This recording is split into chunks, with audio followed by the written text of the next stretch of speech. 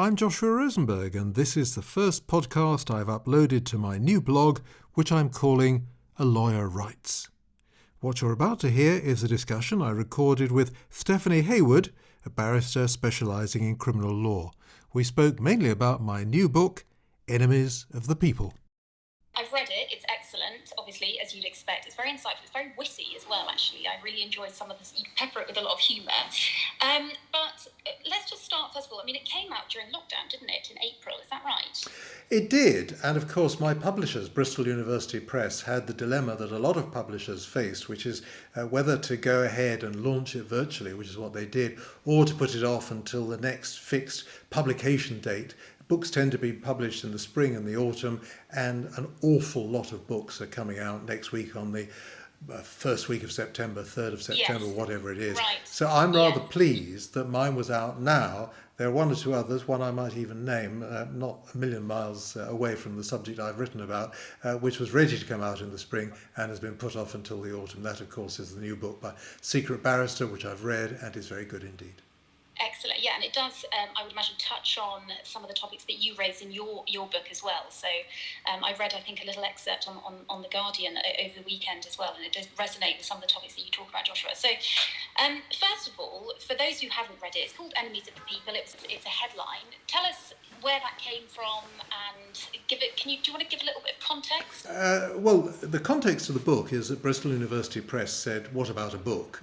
We're launching a new imprint dealing with the social aspects of law, and we'd like you to write, and what would you like to write about? And I said, well, the subject to write about is the way in which judges make law and the extent to which judges should make law, and that's really what the book is about. Enemies of the People was, of course, the famous Daily Mail headline talking about three senior judges in the Court of Appeal towards the end of 2016, when they ruled, quite simply, that the Prime Minister, Theresa May, couldn't authorise the UK's departure from the EU on her own initiative, using her prerogative powers, her inherent powers. She needed an Act of Parliament. Now, this was seen by some newspapers as blocking Brexit. It wasn't blocking Brexit, of course, as we know all too well, but it shouldn't have been seen as blocking Brexit because, of course, it was perfectly possible for the then government to get an Act of Parliament. Indeed, it did without any difficulty, and of course it all went through. So what the courts were saying was, this isn't a matter for the government, this isn't a matter for the executive, this is a matter for Parliament, and if Parliament wants to do it, well, so be it. Absolutely, but I think, as you sort of allude to in the book, that the press sort of misunderstood that a little, or some sections of the press. They did. I mean, if the court had actually spelled this out, if they had actually explained, look, we are making it clear that power resides with Parliament. Parliament is sovereign and Parliament can decide. We're not saying there can't be Brexit if Parliament wants it to be done, but we're simply saying if Parliament wants it, it should say so in the way that Parliament does, which is to pass legislation. So that's all it was doing, but it didn't explain that. It didn't explain that, and the reasons for that, well, I mean, first of all, courts don't often say what happens next. Secondly, they were cautious. They thought maybe they're trespassing on these matters. It's very sensitive, and the least said the better. But the reality was, by not explaining what it was that they were doing, they enabled newspapers to attack them as being Remainers, as being anti-Brexit. Now, it's possible that even if the court had spelled this out, the newspapers would have still taken this approach. But nevertheless, it would have been more difficult, I think, because of the fact that if they'd explained what I've just explained to you, it would have been harder for the newspapers to write headlines like that, and the Daily Mail certainly wasn't the only one.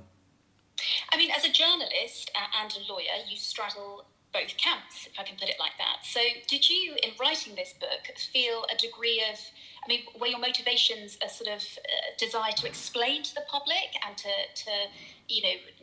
clarify that judges are not enemies of the people, that actually this comes down to some really quite complex issues of constitutional law and separation of powers and all those things that us, as lawyers, we kind of understand, but the public wouldn't necessarily want to engage with, I suppose. That's right. I do see that as my job. That's what I've done as a journalist, writing about law for 35 years, Yes. but that's also what any journalist does. Any journalist explains how things happen.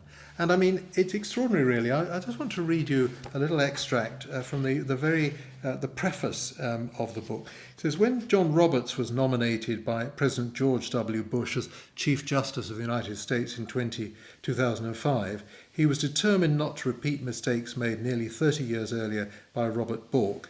Robert's masterstroke came in the way he persuaded senators, these were the senators who had to decide whether to approve his appointment to the US Supreme Court, he persuaded senators to believe he wasn't the conservative ideologue that Bork had been. And what Roberts said was this: judges are like umpires. Umpires don't make the rules, they apply them. And that's nonsense, I'm afraid, as Roberts knew perfectly well. Judges do make law. That's the whole way in which the common law advances. By deciding individual cases, they lay down principles which apply in future cases. That's how the law developed. Now, the book is about how far they should go, whether they're too activist or not, whether they should go further, whether they're going too far. It varies according to judges, it varies according to the times that the judges are living in, it varies according to how the government behaves.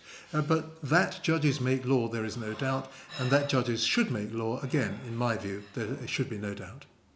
Yes, I mean, that's certainly one source of law, isn't it? We know that Parliament makes acts, and obviously the common law is the system of precedent, isn't it? But I just wanted to, going back to that, part of the book, well, quite a lot of the book, I felt, having read it, is almost, and this may be, I don't know if you would agree with this, but a response to Lord Jonathan Sumption's ideas that actually judges have gone too far. His idea, what he says effectively, is that actually judges are encroaching on the political domain, and he sort of took that a little further in his Reith lectures, which are fascinating just to listen to. I listen to them in the car and, you know, all the rest of it. But you don't agree with that, I think, if I don't want to be too reductive, and it's essentially you kind of responding to that in your conclusion, at least.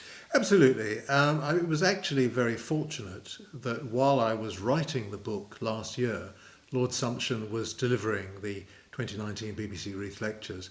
Although I was working for the BBC and I knew about the decision to appoint him, and I knew what he was going to say and so on, nevertheless, the timing was absolutely perfect because yes. he wrote all his lectures and delivered them just before I completed the book, so I was able to discuss them in the book, as well as going along to a couple of them.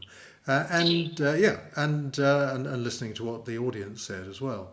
Yes. And asking a question, although mine was edited out, but then that's working for the BBC, isn't it? Oh, what a pity! Yeah, because they did include on the recording some of the questions, which were, you know, really enhanced. They were. There was a particular question which was particularly powerful by a woman who had been questioned about helping her husband to commit suicide. And Lord Sumption seemed to suggest that it was okay to break the law, something he said in a more recent interview with me a few weeks ago, which is very interesting. But the question, though, really, of how far the judges should go is obviously a question for debate. And we can look at it in particular cases. And he cited a number of cases where he thought the judges had gone too far, although he didn't go into great detail. But there were two cases in particular that he looked at in some detail. And on one of those, he thought that the decision of the court was perfectly straightforward, perfectly fair. So, and that was the Unison judgment, I think. That was the one about employment tribunals and fees. So I think that, there is room for disagreement. And Lord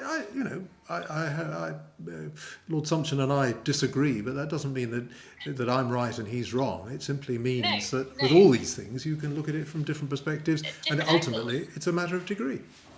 Absolutely, and you talked there about your interview with Jonathan Sumption earlier this year, and I watched it, and I think, is that the interview that you did during lockdown, and you interviewed Judge Anne Williams as well, and he was talking about how the lockdown is too disproportionate a use of government power on our liberty, and it was the civil liberties debate, and that I think he disagreed. He could argue, he realised that there was an argument that the lockdown was right to stop the NHS being overwhelmed, but after that it became a sort of, there was no cost-benefit analysis effectively, and that it should come down to personal risk management. Really interesting ideas. Very interesting ideas, and these are ideas which are coming before the courts again in a month's time. In the last week of September, the Court of Appeal is going to be considering a challenge to the lockdown laws by a man called Simon Dolan, a businessman who is challenging them. And Lord Sumption indicated that when he thought that they were getting ridiculous, he broke them, as I'm sure a lot of people have. And he didn't go into any great detail. No. And that's his privilege, and he fully accepts that he faces the consequences if anybody decides to take it further, which of course nobody will, which is fine. But the broader principle of how far you go in these regulations is very interesting. These regulations go further than any other set of regulations ever before, and they were subjected to less scrutiny by Parliament than any other regulations we've had. So it's entirely right that the courts should consider them. And when Simon Dolan did challenge them, he didn't get very far in the High Court, and that's why he's going to the Court of Appeal. But it's interesting, isn't it, that there wasn't an immediate challenge to these regulations in the way there was to the Brexit decision. People were climbing over one another to be the first to challenge the Article 50 notice that Theresa May wanted to bring, and of course it was Gina Miller who brought the first case. And we haven't seen such a widespread challenge with the lockdown regulations. No. To some extent the government gave way to the airlines. So, it's interesting, isn't it? I did find it really interesting, actually, just to come back to it, and I'll be brief on this, but I don't want to focus too much on it, but Jonathan Sumption seems to feel that the law is encroaching into areas too far into people's lives, and that's taking away our personal autonomy. And that's quite interesting, because you talk in your book, Joshua, about one sad case I remember, and I've sort of forgotten it, but it came back to me, and it was the case of Charlie Gard, and there was a similar case, Alfie Evans, little babies who basically the courts decided that their parents could not take them for treatment. And my gut instinct is that it should be the parents who can decide what they want to do with their child. I mean, so I don't know whether I agree with him in that sense. If the law is encroaching too much into our personal lives, because when you compare it to the Nicklinson case, for example, of assisted suicide, the judges actually said, no, we're not going to decide whether or not assisted suicide should be lawful or unlawful, leave that to Parliament. And yet they felt they were able to sort of make that call in relation to Charlie Gard. And yeah, I feel like I do, you tell a mother, no, you can't do that with your child. Most mothers' instincts, or any parent's instincts, would be to say, you're not telling me what I can do with my child, especially when it means comes to saving my child. So, yeah, I mean, I know you talk about that, but you think that the court held, that was right for the court to hold, because it's the best interest test, and that is law, and it goes back to that. I do. Yeah, and I speak as a parent and as a grandparent. Yeah, no, absolutely. Let's consider this idea. How far should a parent be able to go in dealing with a child? What should a parent be able to do to a child? A few years ago, a few decades ago, a corporal punishment, perfectly acceptable. Many people would still think it's okay to hit a child. As part of chastisement, you've got to be able to, bring a child up properly, and if a child is naughty, you slap them. I think that's going out of favour these days. Yes. You try and put them on the naughty step. You try and, do something to make it clear you're cross with them. But most parents these days would not want to slap their children. Okay, so there are limits on what you can do. Yes. Should that be lawful? Yeah, probably should be. Should schools be able to do it on behalf of parents? No, I think not. But that's changed. All right, now let's say that there is some very experimental vaccine that comes along for COVID-19, or maybe it's not even a vaccine, but some treatment that somebody seems to think is good and most people think is not. Should a parent be able to administer that chemical to a child when everybody else who knows about these things says that's not in the child's best interest, that's going to harm the child rather than help the child? I think not. The point is that a child, however young and however unable to look after himself or herself, is an autonomous person once that child is born. And I think the law is entirely right to say that the courts have to act in the best interest of the child. And if treatment is not going to help a child, If treatment is going to harm a child, if treatment is going to prolong a child's suffering, then the courts sadly have to say that that treatment is not in that child's best interests. And that's a very difficult Yes, thing to say, but we absolutely. don't allow parents to do anything they like to their children because children are autonomous, children have rights, however young they are, and parents do not have ultimate rights to do what they like with their children. That's the law, and I think that's right. Yes, yeah. Well, it certainly, provokes debate for sure, and I enjoy sort of being reminded of that. But can I just come back to the media and the power of the media? Obviously, after that 2016 headline back in relation to Brexit, the media is so powerful because, judges, and you describe it in your book, were threatened, weren't they? I mean, some of them had to have extra security measures. I mean, litigants in person, you describe in your book, were, threatening judges.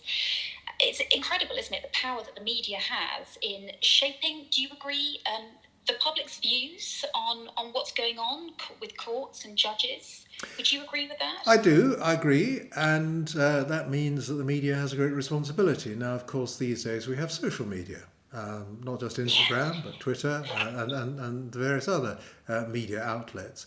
And people who use social media don't understand that they are publishers, they are publishing to the world, and they are obliged to follow the same rules that I, as a professional journalist, have to follow when writing for a newspaper or broadcasting on television. And those are libel. You can't defame people unless you can justify what you write or say, and We saw it with contempt of Johnny court. Depp. That's only Johnny Depp. We'll see what Yeah. the court decides. Absolutely. And we're all bound by those rules. The problem is that the mainstream media, as we sometimes call them, sometimes tend to follow social media rather than leading, because they say, well, that's what people want to do. I think Yes. it's a great shame that people have lost respect for the courts. There is talk in the newspapers of a member of Parliament, either of the House of Commons or the House of Lords, naming an MP who is under investigation by the police but who's not been suspended by the Conservative Party nor named in the media. I don't know whether he's been named in social media. I've not tried to find out. But nevertheless, it's possible that using parliamentary privilege, which is the privilege of peers and members of Parliament to say what they like in Parliament or in parliamentary publications, it's possible that the MP will be named, just as Lord Hayne named Sir Philip Green as the person who was subject to court proceedings but who was entitled to anonymity in the case that he was involved in a few years ago. Now, that would be very wrong in my view. I am perfectly happy to wait until this MP is charged, and if he is charged, he'll be named and no doubt suspended, and if he's not charged, then he won't be named and he won't be suspended. I'm prepared to wait until the police decide whether there's enough evidence against him before we know who he is, but if that's thwarted by a parliamentarian, I think that would be a shame. I mean, on that point, you're obviously talking about the Tory MP who's been arrested for sexual offences, and he hasn't been named, and that sort of comes from the law you talk about in your book, obviously talks about extended privacy rights in the case of Cliff Richard when he was investigated, I think in relation to Operation Yewtree, and that basically decided that under police investigation you can't really name a suspect, so that's what we have here.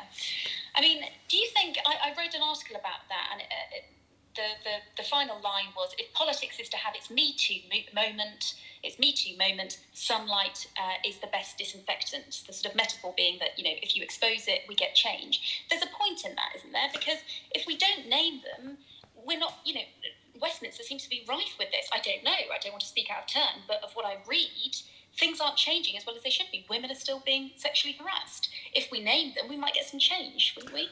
Well, we might, but what if we name somebody who isn't the subject of harassment? What if we name, somebody like the people who were accused of child abuse? I mean, Cliff Richard was never charged. You mentioned the Cliff Richard case, which is Yes, the case that yes. established the principle. Sir Edwin Bramall, the Field Marshal, who was named wrongly. Lord Britton, Leon Britton, who was named wrongly. There was a chap who was going around accusing people of sexual offences with absolute justification, and it was very damaging to these people who, in many cases, couldn't fight back, died without being cleared, and so on.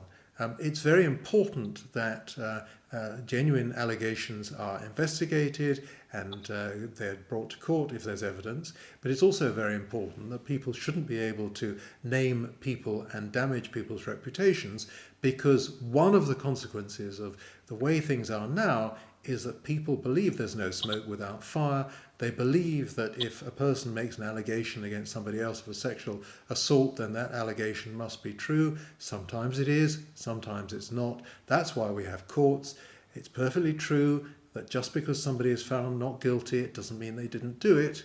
But nevertheless, if they are cleared, they're entitled to their presumption of innocence. And if charges are not even brought or withdrawn at a later stage, that's a pretty good sign that the charges are inappropriate. And if the individual who makes the allegations, Carl Beech in this case, is prosecuted and sent to prison for making false charges, I think that's pretty clear that the false charges were indeed false. What about being suspended, though? Should that MP being suspended? Does failure to suspend sort of reaffirm the patriarchy? You know, I mean, we're having Diba Saeed on tomorrow. She's head of Rights of Women telephone advice line for women experiencing sexual harassment and bullying. But, you know, in some workplaces, the complainant is suspended rather than the sort of alleged perpetrator. Now, I fully understand this MP has not been charged, but do you think that they should be suspended at the very least, or do you think that the police investigation should just take its course and we'll see from there? I think the police investigation should take its course, and I think if he's charged, he should be suspended. The problem with suspending him now is it suggests that the Conservative Party, and we're talking about removing the whip from him, the Conservative Party think that these allegations are substantiated or true, or may be true, or could be true. The point is that suspending him means naming him. There's no doubt about that, and the view is taken that he shouldn't be named. I share that view, even though I as a journalist agree that sunlight is the best disinfectant and I want these things to be named. Let's think it through. If he's named when he's charged, it won't be too late for other people to come forward and say, he assaulted me too. That, you know, I didn't want to come forward then because I didn't know he was under investigation, but now I know he's the person under investigation. Well, here's my case. There'll be plenty of time for those allegations by other alleged victims to come forward. That was said to be the problem with Jimmy Savile, that people didn't know that he was under investigation and therefore people didn't come forward. But there'll be plenty of time for others to come forward in this case if he is charged. So I don't see any problem with waiting. Because you know, if he's not charged, then that's the end of it. It's a delicate balance for sure, and on principle, yeah. I mean, you set this out in one of your blogs, I think, which is A Lawyer of Rights. We'll give that a little plug.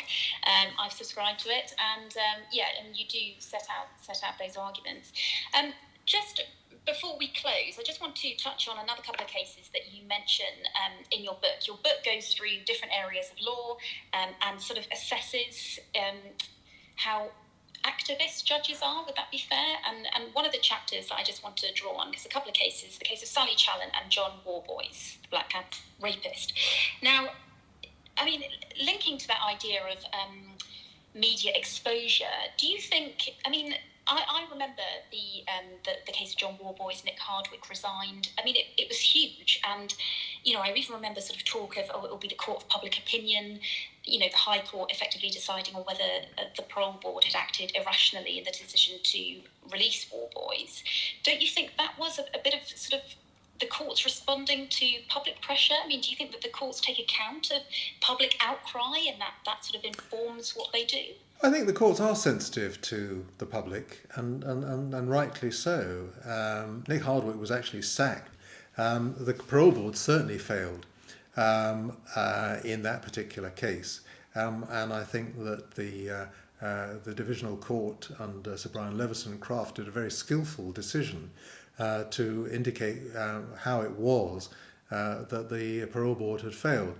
They hadn't taken into account the fact that Worboys was suspected of many, many other offences, even though he wasn't charged with them. Yes, absolutely. And this was a unique challenge by two victims of Worboys who challenged the decision to grant him parole, which was clearly flawed, and it was taken by a panel which didn't have somebody who was an experienced criminal judge on it. A judge. And therefore, and it was completely wrong, and a new panel took the decision and got it right, and then he's charged, and he was convicted of other charges. He admitted other charges, and that's it. He's not coming out. So the courts managed to put things right, and certainly that's what the public wanted, but it's what the courts wanted as well, and it was certainly doing justice because the decision of the parole board was appalling. It was inexplicable. I mean, it was, they sent him to open conditions at a very early stage. It was unjustified and rightly overturned. And the case of Sally Challen, obviously Sally, Mrs. Challen was convicted of murdering her husband, Richard Challen, and she was sentenced, just to give it a context, she was sentenced, I think, to 18 years back in 2011, and she was released in last year, I think. I'll be corrected if I'm wrong on that, 2019. But effectively, what kind of assisted her, I suppose, with her appeal, she appealed to the Court of Appeal. The Court of Appeal quashed her murder conviction because there was new psychiatric evidence which they said was relevant to her sort of submissions, that she was subject to coercive and controlling behaviour, which had obviously become an offence in 2015. Now, again, that's a sort of societal incremental change reflecting greater awareness of, domestic relationships. Not all domestic violence is physical. It can be... So again, do you think that decision by Lady Justice Hallett to quash the murder conviction, send her for a retrial, was a reflection of that, and they kind of made the law fit a little bit, or not so much? It was a very interesting legal argument because this was this new crime of controlling and coercive behaviour being used, not as a defence, because a crime can't be used as a defence, but to inform the thinking of the courts. And it was a very clever move by Sally Challen's lawyers.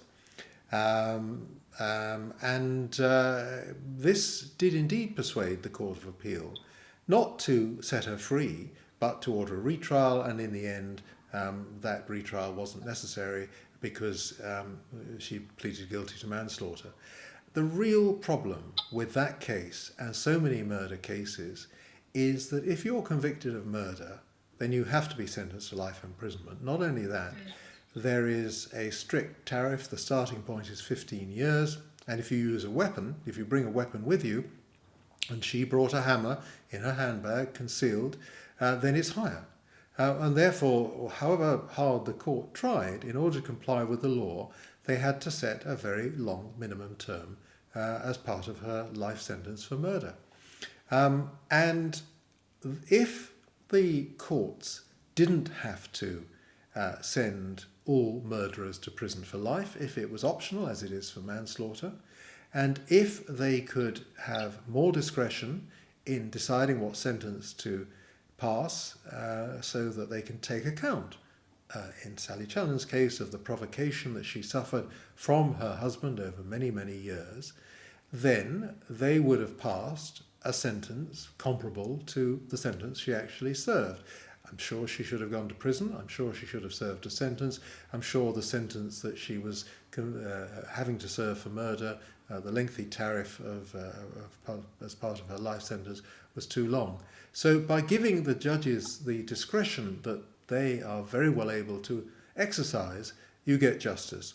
And by Parliament setting these rigid rules, because politicians think this is going to go down well, things go wrong. So that's why I think that the Court of Appeal was right, and that's why I think justice was done in the end. Yes, and she was released, I think, 2019, as we said. I mean, I just sort of wanted to touch on those because there was immense public interest in both of those cases, as we know, and also in this MP who's been arrested for sexual offences. And at the moment, as you well know, in my area, in criminal law, the criminal bar, there's so many delays in cases being heard. Trials are going off to 2022, if you're lucky.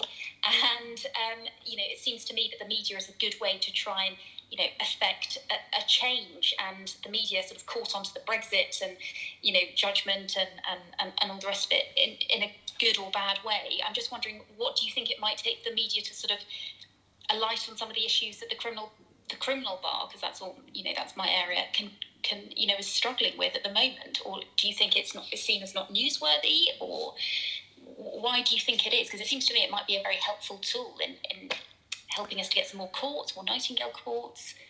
There was a judge who let out somebody who was potentially dangerous because, as you know very well, there are custody limits.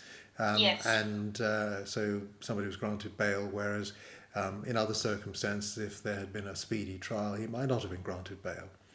And the more that happens, the more the media will, reflecting genuine public concern, report that this is not working well. The issue that the government seems to be toying with is scrapping jury trial, scrapping the right to choose trial by jury for what I call middle ranking cases, cases that can be tried either by magistrates or in the Crown Court, but the defendant has the choice. And what the government is thinking of doing is taking away that choice and saying that they are either tried in the magistrates' court or in some new hybrid court comprising a Crown Court judge sitting with two magistrates, although that's as far as the government's gone. My own view on that is very clear. It would certainly speed things up, but it certainly wouldn't be temporary, as the government promised us. That's what they said about income tax in the early 19th century.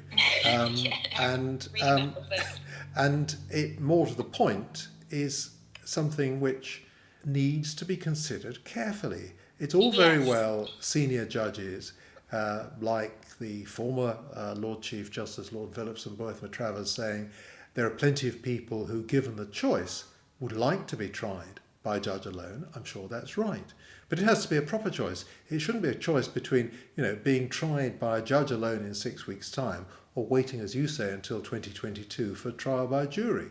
If we are going to abolish trial by jury, it's something that needs to be considered carefully. Even if we're to restrict it to the most serious cases, it needs to be considered by Parliament thoroughly and by the public. It's not something that should be introduced as an emergency on the back of a crisis which, as you as a criminal lawyer know very well, is one that is not entirely down to coronavirus. There was a backlog in cases coming before the Crown Court before the virus hit, and the reason for that was the government of the day limited the number of cases that could be heard by the Crown Court and tried by Crown Court judges.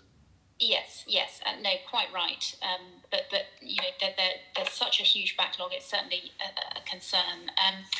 Joshua, when is have you got a new series of Law in Action coming? We have got a new series of Law in Action. Yes, starting at the end of October and running through most of November. Great. I do know one or two things that we're proposing to talk about, but I don't think I'm going to tell you what they are now because we like to keep our stories to ourselves until we're ready to run them. I was going to ask for a world exclusive, but no, the law is changing. The law changes. I'm sure there will be something on coronavirus. We